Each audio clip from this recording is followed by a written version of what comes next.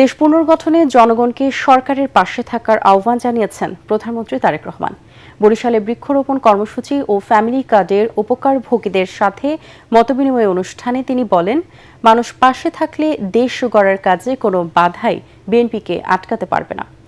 ধর্ম বর্ণ নির্বিশেষে সবাই একসাথে কাজ করতে পারলেই প্রত্যাশিত লক্ষ্য অর্জন সম্ভব। পরিবেশ রক্ষায় বৃক্ষরোপণের পাশাপাশি যত্রতত্র ময়লা আবর্জনা না ফেলারও আহ্বান জানান প্রধানমন্ত্রী। বরিশাল থেকে মোহাম্মদ মহসিনের তোলা ছবিতে কামরুজ্জামান রাজীবের রিপোর্ট। সরকার গঠনের পর প্রথমবারের মতো বরিশাল সফরে প্রধানমন্ত্রী তারেক রহমান। পথে পথে নেতাকর্মী আর সাধারণ মানুষের অভিনন্দন আর উষ্ণ অভ্যর্থনায় সিক্ত হন সরকার প্রধান। প্রত্যাশা, প্রধানমন্ত্রীর এই আগমনে অবহেলিত দক্ষিণাঞ্চলবাসীর ভাগ্যের পরিবর্তন হবে। সফরের শুরুতেই বরিশালের গৌরনদী উপজেলার বাটাজোর ইউনিয়নে শরিকল বাটাজোর খালের দুপাশে একযোগে ২৫০০ বৃক্ষরোপণ কর্মসূচিতে অংশ নেন প্রধানমন্ত্রী। সেখানে তিনি বলেন, জলবায়ুর বিরূপ প্রভাব মোকাবেলায় বৃক্ষরোপণের কোনো বিকল্প নেই। পরিবেশ সংরক্ষণে প্রত্যেককে দায়িত্বশীল ভূমিকা রাখার আহ্বান জানান তিনি। আমরা যদি আমাদের দেশটাকে সুন্দর করতে চাই, তাহলে অবশ্যই আমাদেরকে এই গাছের যত্ন নিতে হবে, বৃক্ষরোপণ করতে হবে। এই বৃক্ষটি বড় হলে যাতে এই বৃক্ষের সুবিধা সকলে পায়, প্রত্যেকটি মানুষ পায়।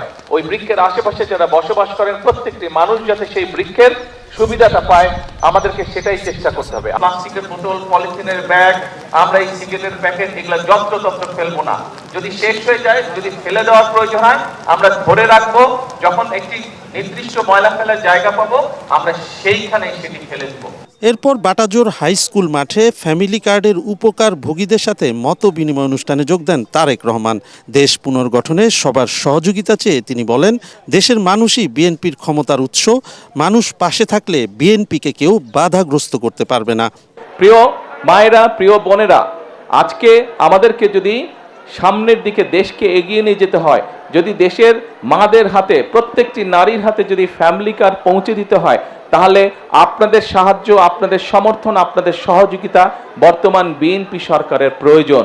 বিএনপি সরকারকে আপনারা যদি, দেশের নারী সমাজ সকলে যদি বিএনপি সরকারকে সহযোগিতা করে, যদি বিএনপি সরকারের পাশে থাকে, ইনশাল্লাহ আমরা ফ্যামিলি কার্ড আস্তে আস্তে সারা দেশে পৌঁছে দিতে পারবো।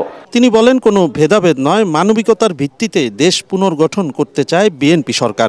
সকল ধর্মের মানুষ মিলে দেশকে গড়ে তুলতে হবে। সকল ধর্মের মানুষকে একসাথে নিয়ে, কোনো ভেদাভেদ না, সকলকে মানবিকতার ভিত্তিতে বিচার করে আমরা এই দেশকে পুনর্গঠন করতে চাই, আমরা এই দেশকে সামনে এগিয়ে নিতে চাই। এবং সকল সময় আমি একটি কথা বলি, বিএনপির সকল রাজনৈতিক ক্ষমতার উৎস জনগণ। এই জনগণের সমর্থন এবং এই জনগণের সমর্থন যতক্ষণ বিএনপির কাছে থাকবে, যতক্ষণ বিএনপির পাশে জনগণ থাকবে, বিএনপি কোনো বাধা মানবে না। বিএনপি দেশকে ইনশাল্লাহ সামনের দিকে এগিয়ে নিয়ে যাবে জনগণকে সাথে নিয়ে। এরপর বরিশাল সিটি কর্পোরেশনের ৩০ গোডাউন সাগরদী খালের দুপাশে বৃক্ষরোপণ কর্মসূচিতে যোগ দেন প্রধানমন্ত্রী। নির্বাচনী অঙ্গীকার আর দেশ গড়ার পরিকল্পনা বাস্তবায়নে দেশের এক প্রান্ত থেকে অন্য প্রান্তে ছুটে বেড়াচ্ছেন প্রধানমন্ত্রী তারেক রহমান। তারই অংশ হিসাবে বরিশালে বৃক্ষরোপণ কর্মসূচির উদ্বোধন করে তিনি বললেন, প্রকৃতির সাথে সম্প্রীতি রেখেই উন্নয়ন করতে চায় বর্তমান সরকার।